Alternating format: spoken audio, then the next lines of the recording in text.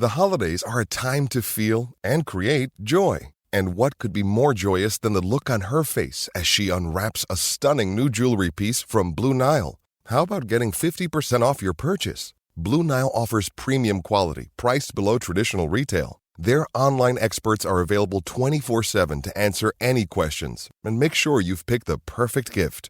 For a limited time, you can get 50% off at BlueNile.com. That's 50% off at BlueNile.com.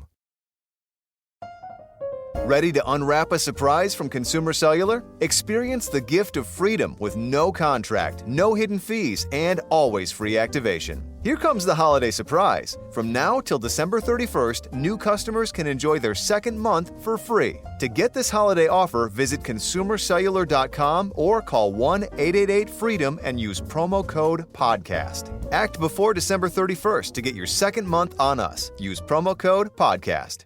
Looking for a fun way to win 25 times your money this football and basketball season? Test your skills on Prize Picks, the most exciting way to play daily fantasy sports. Just select 2 or more players, pick more or less on their projection for a wide variety of stats, and place your entry. It's as easy as that. If you have the skills, you can turn $10 into $250 with just a few taps. Easy gameplay, quick withdrawals, and injury insurance on your picks are what make Prize Picks the #1 daily fantasy sports app. Ready to test your skills? Join the Prize Picks community of more than 7 million players who have already signed up. Right now, Prize Picks will match your first deposit up to $100. Just visit prizepicks.com/play100 and use code PLAY100. That's code PLAY100 at prizepicks.com/play100 for a first deposit match up to $100. Prize Picks, daily fantasy sports made easy.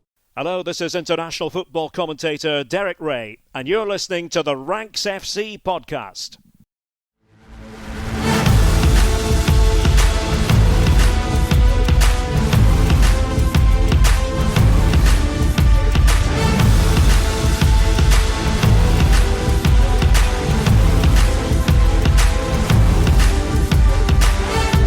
Ranks Squad, and welcome to Ranks FC. It's your favourite football podcast, back for a second time this week and back with the last of our preview shows ahead of this European season. My name is Jack Collins and I'll be your host today, and we're talking all things Bundesliga. I'm delighted to say that today I'm going to be joined by Mr. Kevin Hatchard, commentator on the Bundesliga for UEFA and TalkSport and general German football expert. I'm really excited to have Kevin on the show today. He's someone we've wanted to have on Ranks FC for some time. This is the 6th and final instalment of our preview series. So if you haven't already, please do go back and listen to the other episodes. We've done specials on Serie A, on the Premier League, on Liga and La Liga. We also did a joint episode where we talked about the Portuguese Primeira Liga and the Eredivisie in the Netherlands. But today we're focusing on the Bundesliga and what could be one of the most exciting Bundesliga seasons on record, especially at the top of the table. Let's get into it. Welcome back to Ranks FC, where I'm delighted to say that I'm joined by Bundesliga commentator and a man I've been desperate to get onto this podcast for a long, long time, Mr. Kevin Hatchard. How you doing, mate? Really good. Really glad to be on the show. No, thank you so much for coming on. We really, really appreciate it. And I'm excited to talk about the Bundesliga with you today because it looks like a wild season ahead, I think, in many ways. Yeah, I think so. I think obviously the signing of Harry Kane is the one that's made everybody sit up and take notice. Yeah. But I think the fascinating thing is going to be, can that paper over the cracks? Because if you look at what happened in the Supercup at home to Leipzig, they were torn apart at times. Leipzig have now gone there twice in quick succession, once in the league, once in the Supercup. And not only have they won, but they've won really well. And Bayern, not for the first time under Thomas Tuchel, looked really pedestrian in possession, looked vulnerable on the counter. And Harry Kane came on, yes, barely touched the ball. And they're going to have to find a way of getting him the right service and also getting back to that kind of aura of invincibility that I felt they had at one stage under Julian Nagelsmann. But the decision to dispense with him, I said at the time I thought it was a mistake. I still do. And at the moment, they seem quite far from that. Yeah, I think this is the thing. You know, a lot of people will look at the Bundesliga and look at the fact that Bayern have won 11 titles in a row, and they'll go, well, this is a foregone conclusion. But I think actually after the end of last season and how we saw it all determine and kind of descend into chaos towards the end of things, and with Leipzig on the up and with a good summer for Dortmund, I think that all of this is yes, you look at this Bayern team on paper, they've brought in Harry Kane, as you say, Kim Min-jae from Napoli, who was one of the best centre-halves in Europe, I think, last year. Konrad Laimer feels like a very natural fit. And Raf Guerreiro coming in from Dortmund on a free, I think is smart business. There's nothing on here, you know, that you go, well, Bayern shouldn't win this again. And yet, there was that performance in the Super Cup. Now, we probably shouldn't dial too deep into a Super Cup performance, and it will take some time for things to click. But it does feel like behind the scenes at Bayern, everything's a little bit all over the place. Obviously, we had a change of hierarchy last season. At the end of last season, the day after they won the title, it was announced that Oliver Kahn was leaving and Hasan Salihamidzic was leaving as well. But also, I think behind that, the fact that Tuchel and Kimmich have seemed to have butted heads. There seems to be a little bit of upheaval in the dressing room. This is obviously a new era. They haven't signed someone who's going to start the season in goal. Of the options there, Kepa fell through, Geronimo Rui fell through. All of these things put together just leave me a little bit on edge in terms of Bayern, even if Kane is the headline signing of the summer. Yeah, well, I think Tuchel's situation's really interesting because he's probably got more influence and power than most of his predecessors have had because of that vacuum, because Oliver Kahn went, Salihamidzic went, and the guys who've come in are seen more as administrative guys, not guys who would necessarily have super strong opinions about the football side of things, and certainly guys who wouldn't necessarily overrule Thomas Tuchel. So what you've got, actually, is this situation where the band's back together. Karl-Heinz Rummenigge is back in the building. Uli Hoeneß is back in the building in a big way. And so that side of it has gone back to how it used to be. Yeah. But in that, they've given Tuchel a fair bit of leeway. Tuchel drove the Harry Kane pursuit quite a lot. They were looking at Harry Kane for a long time before Tuchel got there, but Tuchel was absolutely on board with that. They wanted Kyle Walker. It doesn't look as though that's going to happen at the time we record. It looks as though he's obviously staying at Manchester City. So I think that's been really interesting that Tuchel's been the big driver of policy in the transfer market alongside Hoeneß and Rummenigge, whereas in years gone by, it would have just been Hoeneß and Rummenigge and the coach gets what they're given. So I think that's quite an interesting dynamic. And there are a lot of people lining up waiting for Tuchel to fail because he can be quite a divisive figure, as we know. He's very intense. You look at the Super Cup defeat, he came out and said, I'll have to apologise to Harry Kane because it looks like we haven't trained for 4 weeks. So he's been kind of your happy. job, Thomas. Yeah, exactly. He's been kind of happy to shred players in public. And he's done that very early. He was doing that in the opening games of his tenure. And they just about crept over the line to get the title won. But on a regular basis, he was outing players for poor performances. And you look at the Sadio Mane situation, he was quite open about the fact he didn't think he was going to play, didn't think there was an opportunity for him in his team. Mane wanted to stay. Mane wanted to make something of that move to Bayern, but wasn't given that opportunity.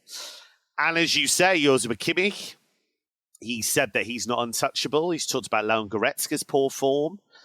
So that's fine. You can crack the whip. But if you get 5 match days into the season and you're not top and you've got 8 points, suddenly tongues start to wag. And at Bayern, and Harry Kane's going to find this, every draw is a disaster. Yep.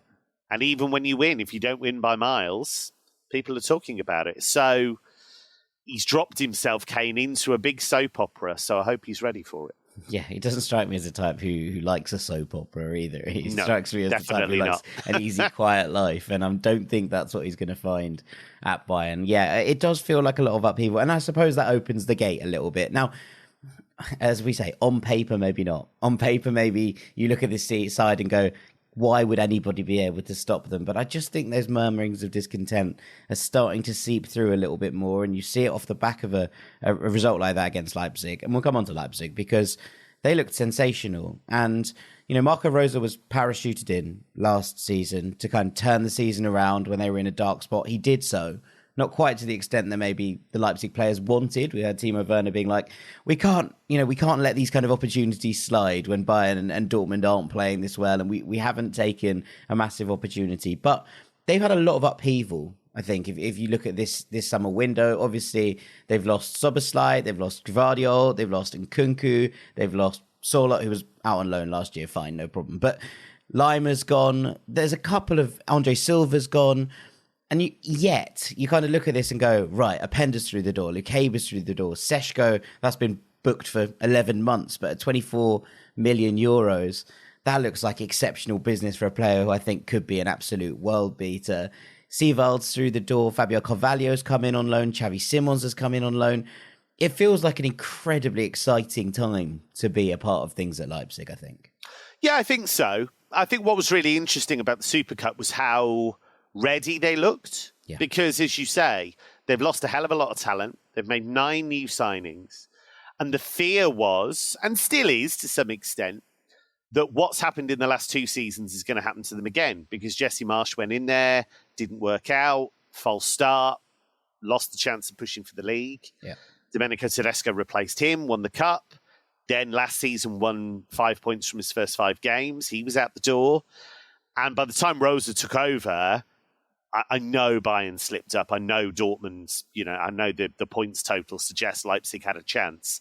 Realistically, they were too far if back. You look at what Rosa did, he got more points than Bayern in that spell. I think he got 61 and they got 60. So they hit quite a high level when he was there, and they won the cup again. So I think the talent is there. I felt that for a long time with Leipzig, actually. I've always felt, in terms of the depth, they're stronger than Dortmund, I feel.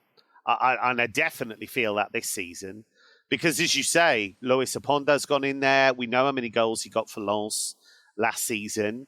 I thought he looked quite lively in the Super Cup. Yeah. Šeško came on as a sub and had a couple of chances, didn't make best use of them, but is this kind of breed of younger centre forwards who are built like tanks, but absolutely fly. Yeah. So he's got that mix of strength and speed, and he can play. Boy, can he play. I really like Zijveld as a signing. I think he's not like Lima. He's been at pains to stress that. He's a tackling machine. He's a defensive machine rather than Lima, who's a bit more box-to-box. Certainly has become more box-to-box as he's developed. Yeah. And Xavi Simons, I loved his performance on Saturday. He looked like he's been there forever, right? He's slotted in absolutely seamlessly.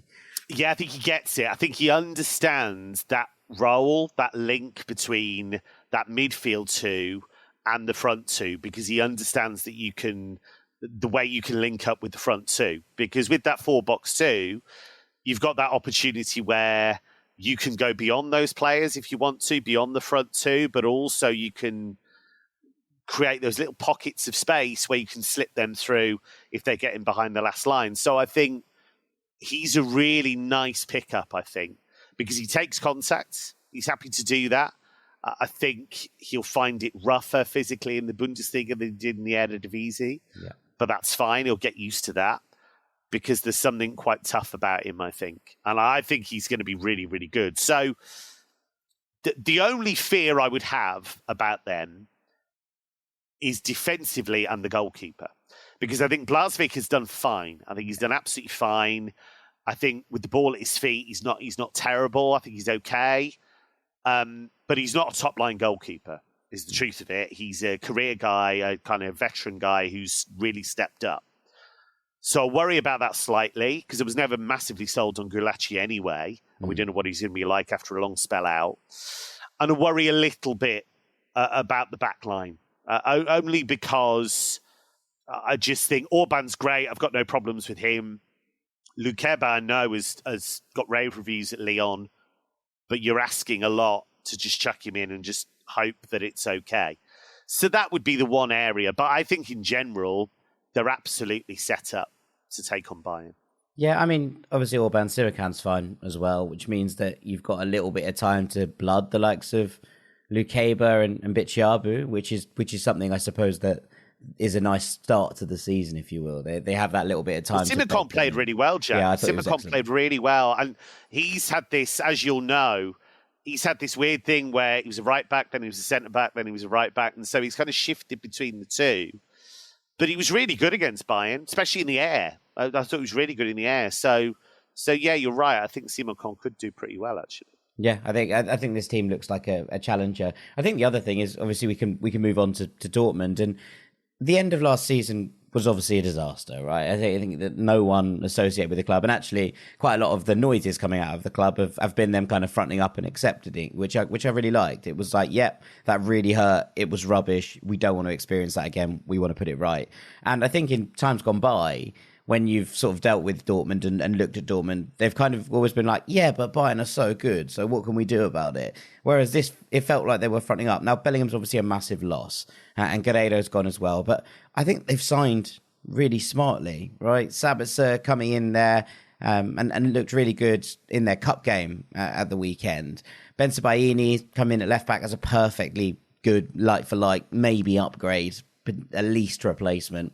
And then Felix Metscher came in from Wolfsburg, who is a really interesting player as well.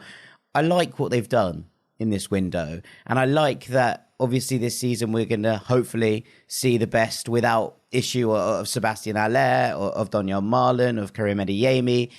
These are all players stepping up. And I think that Terzic has got a really nice blend in this squad. Obviously, Marco Reus resigning the captaincy, but in a very classy, well put together way. It just feels like this squad is in harmony, and that's obviously a good thing. Now, you look at Dortmund's points total from last year, and it isn't particularly great.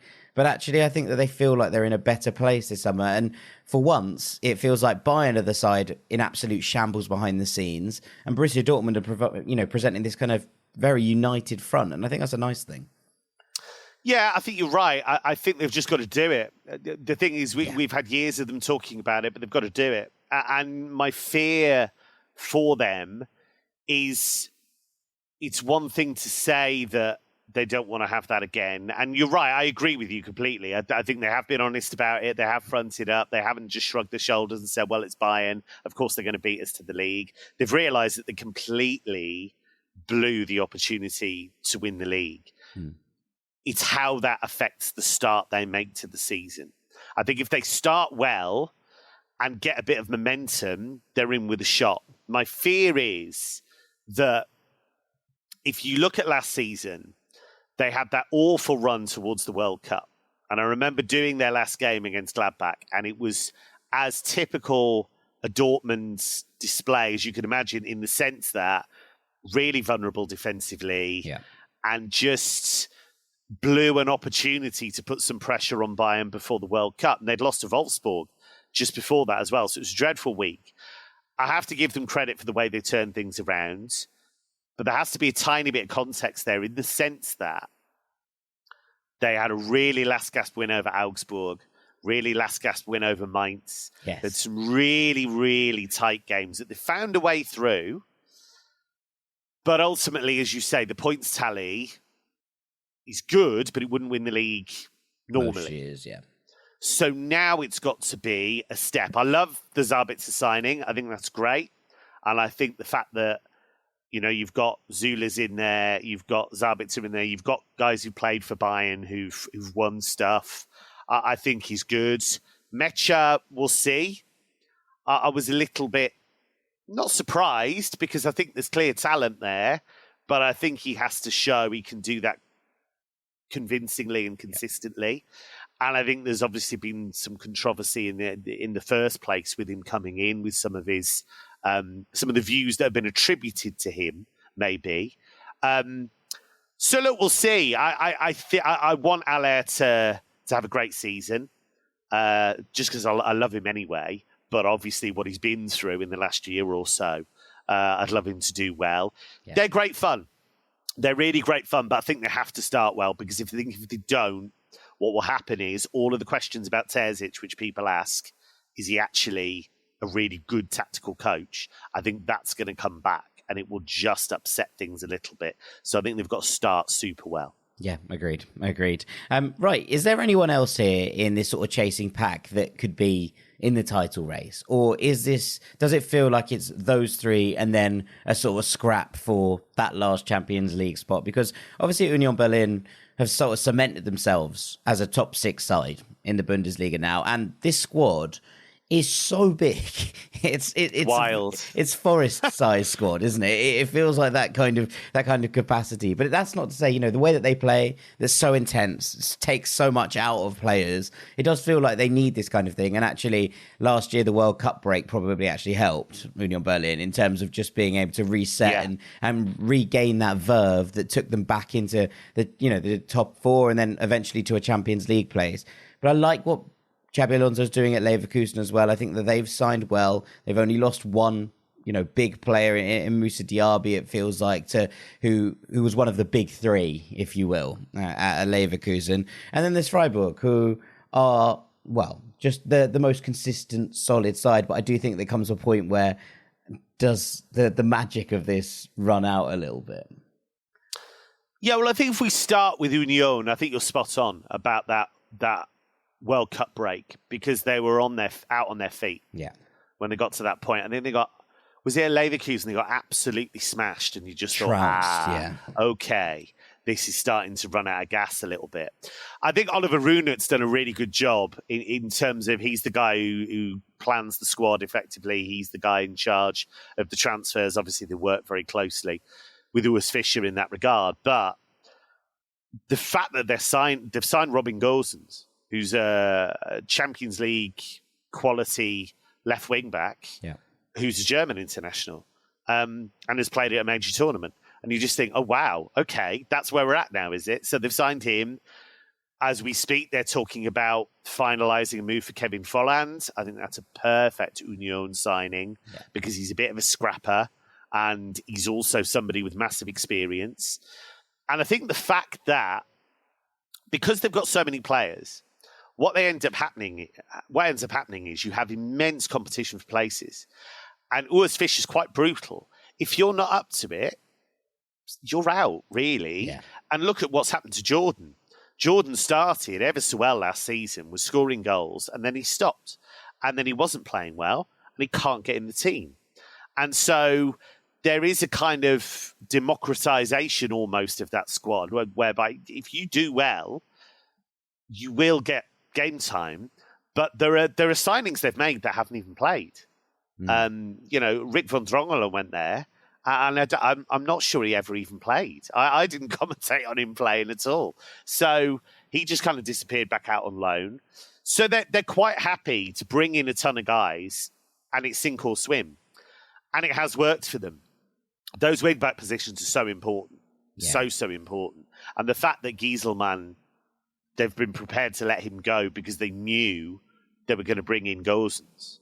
It's just amazing. So I like them. I think they'll be in the mix for top 4 again, but obviously the Champions League affects a lot of them, but they're used to it at least, balancing those competitions. Freiburg, I agree with you. I think it's got to come to an end sometime, and I feel like this could be it. I like Adamu. I think that's smart. Signing, Yeah, that's the Flecken smart. one, the Flecken departure, I'm worried about.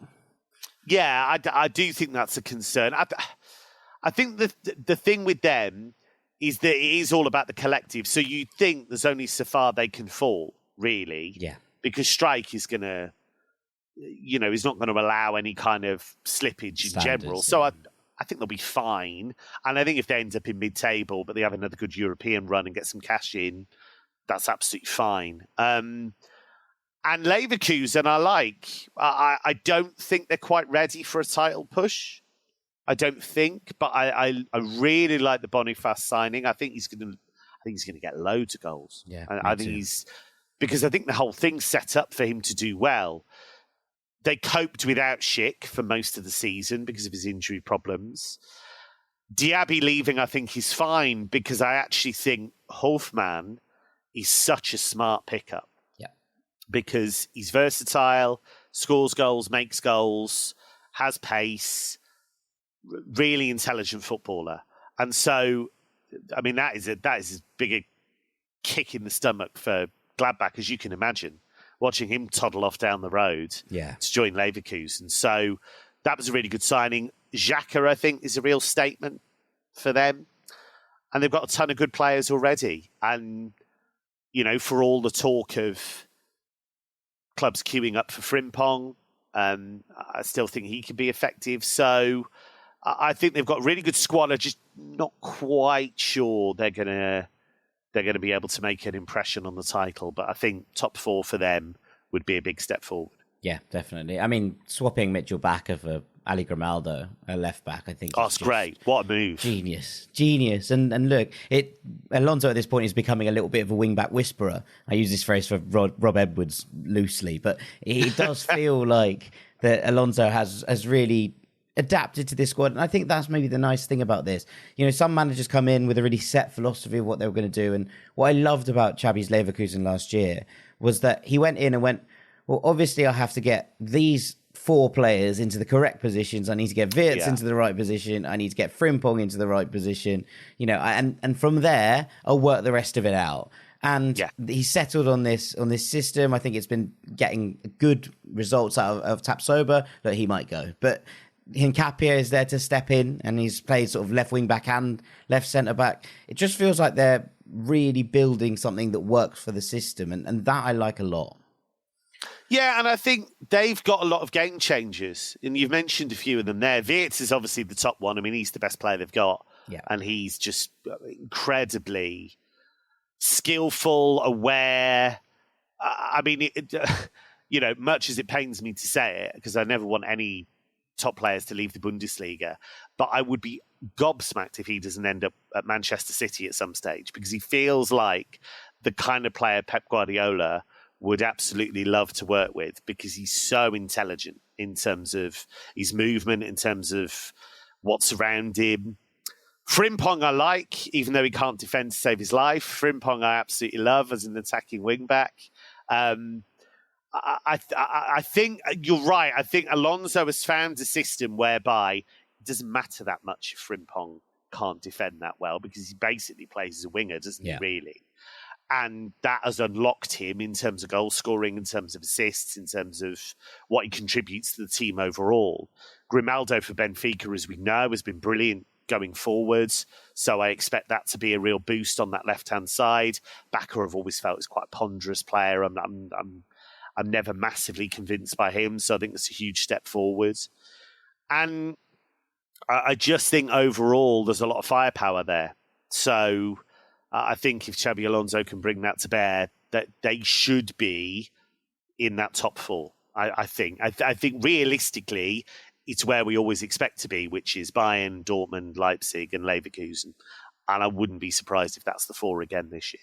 Yeah, agreed. Just in terms of the last bit before we move on to our part 2, is there anyone looking to sort of challenge this? It feels like quite an established, not established, that's maybe the wrong word, but it feels like this top 7 doesn't have all that much changeability in it. Now, one team might drop out. It might be Freiburg under Christian Streich. He's good at rebuilds, but it might just be a season too far, this one. We've got Frankfurt on the edge here, Wolfsburg on the edge, even Mainz and under Bo Svensson, who I absolutely adore. But I think that it just feels like Frankfurt are in a state of complete and utter flux over whether Kolo Muani's going to go or not. Obviously, we saw Kamada leave. We saw Jibril Sow leave.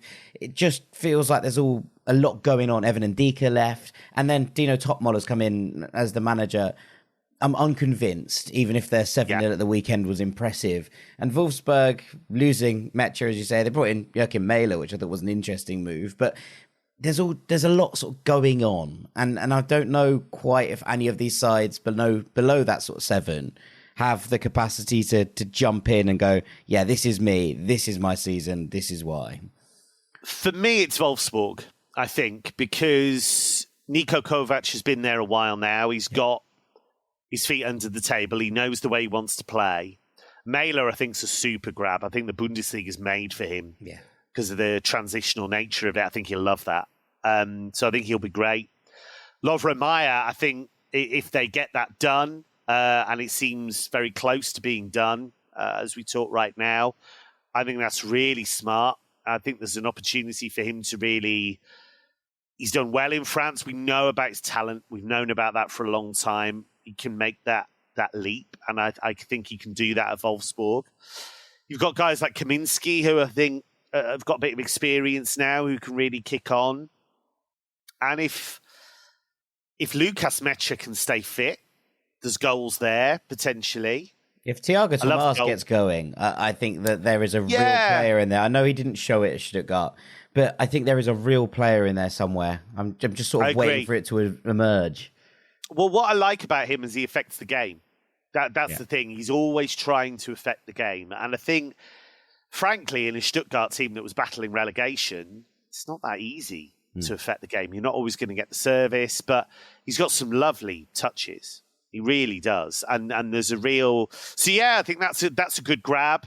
And I just think financially they do have the ability, if they were in the mix halfway through the season. I know they've scaled it down a bit, but I do think they've got the ability to bring in players. So, good coach, proven coach, some really good players. I think there's an opportunity for them to replace Freiburg in that kind of top echelon, to be honest, because if you put the squads up against each other, really, Wolfsburg have got to be doing it, but obviously you've got the strike factor. So, yeah, I think if anyone's going to do it, I feel like Wolfsburg are going to do it. Okay. All right. We'll leave it there for part one. In part two, we're going to be looking quickly at the new boys and a couple of sides who might struggle this year. Don't go anywhere. Welcome back to part two of the Ranks FC podcast. I'm joined by Kevin Hatchard, Bundesliga commentator, and we're looking at all things German top flight. And Kev, I think it's been really interesting to see the two promoted sides this year. Heidenheim having their own sort of fairy story. Luton Town comparisons been thrown around all over the place. And Darmstadt are back, which I like as well, which makes me very, very happy. So I was wondering on your thoughts on how these two sides might well get on. Yeah, I think it's going to be tough, Jack, to be honest, because normally what I like to do when teams come up is I like to have a little look at them and see how they're going to adapt and see how they're going to do. But probably fear for these two a bit more than usual. I kind of feared for Furt when they came up. I was pretty sure they were going to go straight back down, and so it proved, because they'd gone up and they'd lost all of their key players and hadn't really brought anybody in to replace them. I did commentate on Darmstadt at Hamburg in the DFB-Pokal on Monday, and wow, they were bad. They were really bad. And Hamburg are a fourth division team, and they took them apart. And I know you can't read too much into that because it's the Pokal, it's the first game of the season. You go away to a lower league team, it's going to be tough. But I just wonder, because of course Philipp Tietz is gone across to Augsburg, and he was an important source of goals for them. And I think there are questions about Thorsten Lieberknecht as well, because he wasn't able to keep Braunschweig in the top flight when they went up. And he doesn't have a lot of top-level experience. He's clearly a good coach. He's a cult figure. He's very popular. I just wonder, how are they going to be able to... Because the spending is modest, as you'd understand. And let's just look at some of the other established teams that you'd think might slip down. And I wonder whether they're going to be a bit insulated. I think Stuttgart probably going to be a bit better under Hoeneß this season. And I think they've made some interesting signings. I think Hoffenheim are going to be fine under Matarazzo. Weghorst's gone in there. He should get loads of goals. I don't expect them to have as bad a season as they've had. Köln, I think, under Baumgart, I think will probably be okay too. And so you look at Darmstadt and you look at Heidenheim, and I love that Frank Schmidt has finally got them up. It's great, isn't it? He's been there since, 2007 Frank Schmidt took over. So was it 4 divisions they've come through in that time? It's crazy. Been amazing. Really impressive. I love it. I love what he's done. But again, the spending is so modest. And it has to be, because they cannot have a situation where they go up, they bet the farm, they come down, and they're in big financial difficulty. Yeah. You just can't do that. So I think they'll be competitive, both of them, but I do fear for them, because I just think Hertha have been circling the drain for a long time and they've gone. Schalke were always going to be in trouble because of the quality of the squad they had. But there aren't many obvious teams that you think, oh, wow, they're definitely going to struggle. And that's why I think it'll be tough for the two who've come up. Yeah, I mean, Heidenheim have hung on to the sort of power duo, right, of Klein Donst and Bester. So that's something to hang on to. They were exceptional last year in the Zweite Bundesliga. Yeah, and Klein Donst is an interesting one because he's one that has kind of bounced around a bit between the Bundesliga and Bundesliga 2. There's always been talk of whether he could do it on a regular basis. You know, you look at guys like Simon Terodde as the one we always talk about, isn't he? Because he bangs in goals for fun in Bundesliga 2. Then you get him into the Bundesliga. It's not that he suddenly becomes some kind of appalling player, but what it is that in Bundesliga 2, he plays for teams who chase promotion, and in the Bundesliga, he plays for relegation battlers who just don't have as many chances, don't have the ball as much. So, yeah, and Bester's an interesting one as well, because he's been a bit of a slow burner in his career. There was talk about him really breaking through a few years ago. So I'm really glad to see he's found that consistency. So, yeah, it's a chance for them to show they can compete at this level and they can do well. Yeah, absolutely. Absolutely. Is there anyone else that you can see being dragged into this mix? I agree with you on Stuttgart. I think there's been some good signings in there as well. Obviously, they made that Girassi deal permanent. Nubel on loan feels like a really sensible thing to do. Yeah. I still think that there's a player in Dennis Undav. I know that he didn't shine in the Premier League, but I thought what he did in Belgium was enough to suggest that he could score goals at this level. All of that, I'm like, I think that Stuttgart are going to improve, as you say. I think Augsburg have made some pretty smart signings. I know they've just absolutely gone for it up front. Seemingly losing Ricardo Pepi has just inspired them into action. Was he ever there? Exactly. The question is, it was like the player that was the ghost seems to have been the one that has managed to go, right, we're both three strikers and that's what's going on here now. Yeah. So, I mean, I think they'll be better than they were last year, as you say. I did see Hoffenheim at Craven Cottage in a pre-season friendly, and they should have been 3-0 up against Fulham at half-time and weren't, and then lost 2-1. And yes, Weghorst sort of sorts out some of this situation, but they were bad in front of goal, and that is an issue, I think.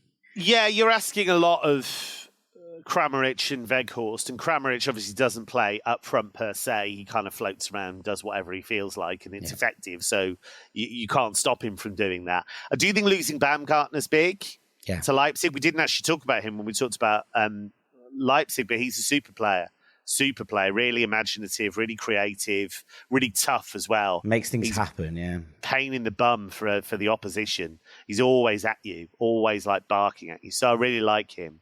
So I think they'll miss him, but I like Matarazzo. I think Matarazzo's a decent coach.